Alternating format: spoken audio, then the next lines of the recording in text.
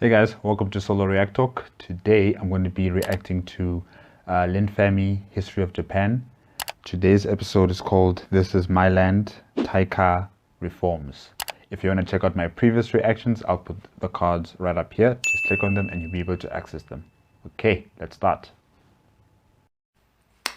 3, 2, 1. After leading a coup that killed Soga no Iroka and devastated the Soga clan's influence in the imperial court, see the previous episodes, the conspirators got to work continuing the late Prince Shotoku's ambition of unifying Japan under imperial rule. Now, after you get rid of the old boss, you gotta make yourself the new boss, right? The fresh new emperor, Emperor Kotoku, made Prince Nakano-Oe the crown prince, his handler of state business. Nakatomi no Kamatari, the mastermind of the coup, took the newly created position of Minister of the Center, which was basically direct advisor to the throne, right below the crown prince. These guys wasted no time. They were like new teachers, freshly graduated, full of ideas and hope for the next generation, and about to be crushed by the reality that kids are gigantic dicks. They pushed for a bunch of reforms to thwart the influence of the clans and strengthen the emperor's power. They used Tang China as a model, and you can see the Confucian influence in their ideas. These were called the Taika reforms. Taika is the name for the era we're in, meaning great change. These great changers created a new system of land ownership and taxes on those lands. I want to talk about that in this video, but let's sprint through some of their other reforms first. They called for constructing a permanent capital city. All weapons were to be confiscated and put into government armories to prevent troublesome clans from uprising. They abolished the Bei, which were occupational guilds under the control of clans. People in these guilds were freed of their bonds to their clans. Of course, they still lived on lands owned by the state and paid taxes and owed labor to the state. The reformers ordered all lands to be made public. Public meaning owned by the imperial house. Asking clans to give up their lands to the state was a tall order and probably caused some pushback. As a gesture of good faith, Prince Nakano-Oe gave up his own land holdings. See, he said, for the good of the state. Funny thing, he later became emperor, so the land he handed over ended up belonging to him anyways. Nice one, Prince Nakano-Oe, I'm giving up my land. The clans eventually did give up their holdings and didn't suffer that much for it. These land reforms were supposed to dampen the clans' power, but as you'll see, they kinda didn't. Who knew that running a country could be so hard? The imperial court split the country into manageable chunks. You had provinces and counties within those provinces and villages within those. A governor was assigned to each level. One of their duties was to collect taxes from people living on their land, which was public land now, remember. Having a governor assigned by the state subverted the power of the local clan chieftains and landowners. Except it didn't. Technically, these local leaders gave up their lands to be ruled by a court-appointed governor. In practice, these local leaders usually became the governors of the lands they just gave up, so they pretty much remained in power. The Taika reformers further shot themselves in the sandal by permitting exceptions. Important clan members were allowed to keep private land, size dependent on their positions. Private lands did not pay taxes to the court. The emperor could also grant private lands to anyone he wished. A position in the new government came with a nice piece of land, but when you died, it became state property again. This prevented the land from becoming your family's own private property forever. Except it didn't. Many high government positions became hereditary in practice. A son usually got his father's position when he died, and so that land pretty much became private property. Public land was distributed amongst the people. Everyone got a small piece of property. Men got larger pieces than women. Slaves got even smaller pieces. Now, you didn't really control your land, the local governor did. So it was more community-owned, managed by the local governor who collected taxes from you. This system only applied to common folk, mind you. Imperial family members and the aristocrats had much larger land holdings. They had a census every 6 years. Officials would go around registering households to make sure land distribution was equal. And then we have taxes. Let's talk about tax, baby. The common folk paid taxes to the court in goods, mostly rice or cloth, but also goods that you or your land produced. There was also a labor tax where people had to perform manual labor for the courts a few days a year, up to 2 months. And I found this interesting. Each official above a certain rank paid a tax of one sister or daughter to go to court and be a lady in waiting, or someone's attendant. Oh, and the woman had to be attractive. Yeah, that's what it says. Don't blame me, I didn't make it up. Of course, there were tax exceptions for the powerful. Monasteries and shrines didn't have to pay taxes. Neither did government officials. They actually got a salary. Now, if you look at these land and tax changes, they all seemed like half measures.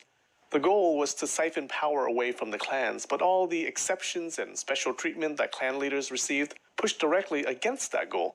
Clan leaders had positions at every level of the new government. They collected taxes on their lands. On top of the national taxes, they received special treatment for crimes. Plus, high court positions were, in practice, hereditary, so strong families became entrenched. The gap between the aristocracy and the masses widened.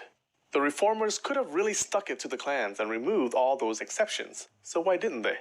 Well, for one thing, wide-reaching changes like these are hard to carry out. These reforms took decades. Also, put yourself in their shoes. Prince Nakano-Oe, Nakatomi no Kamatari, and the other reformers came to power through a coup.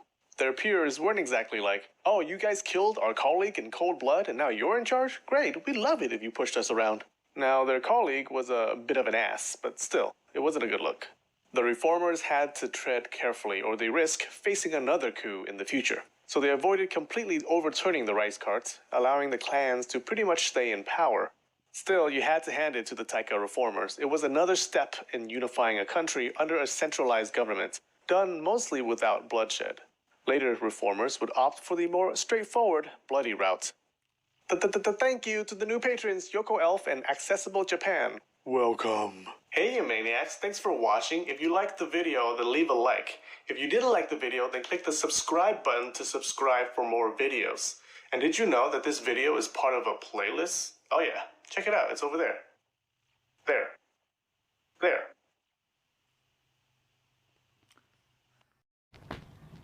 Well, guys, the more things change, the more they stay the same. You know, the coup leaders, what's his name again? Nakatomi no Kamatari and Nakano-Oe. They wanted to change Japan. They wanted for it to become ready, you know, against a possible threat from China. They wanted their people to have this martial kind of spirit, and they wanted to reform the government. But in the end, it's still pretty much the same as how they left it before. You know, it's still the same. It's just that people have different names, different titles, different positions, but it's still pretty much the same people, and it's still a hereditary kind of governance. You know, if the chief dies, his son takes over. If he dies, then the next heir in that clan or in that village takes over. So nothing really much has changed, unless if you also count in, you know, them taking away weapons from the different not tribes, but the different clans, the different chieftains. That was a good idea.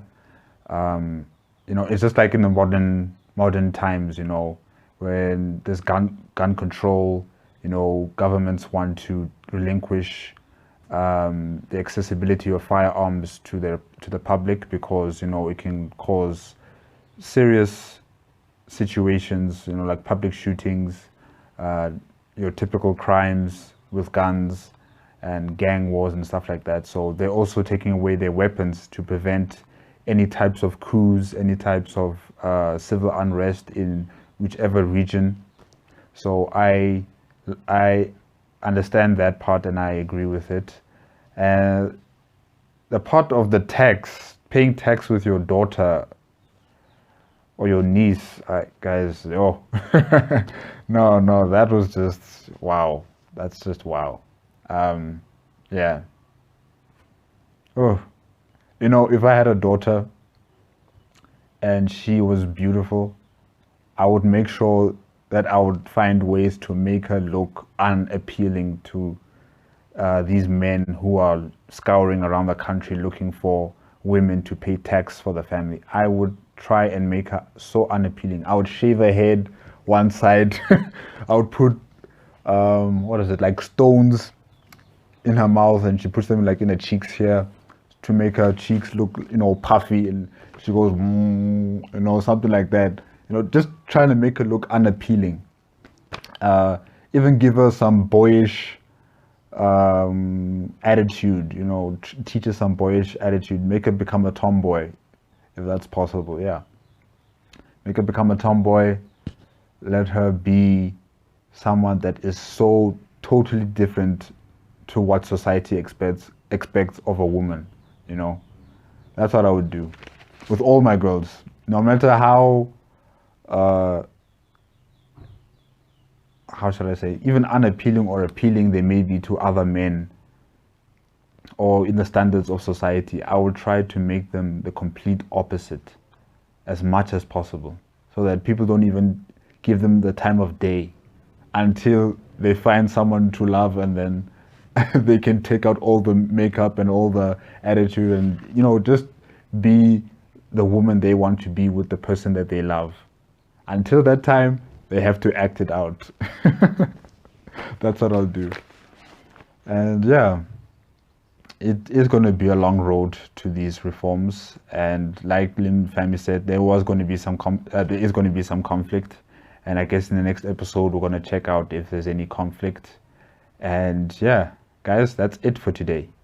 Remember to give me a like, comment, and subscribe to my channel. Also, click on the notification bell if you want to be up to date with my latest videos. And I guess I'll see you next week, Tuesday, with another Linfamy installment. All right. Bye-bye.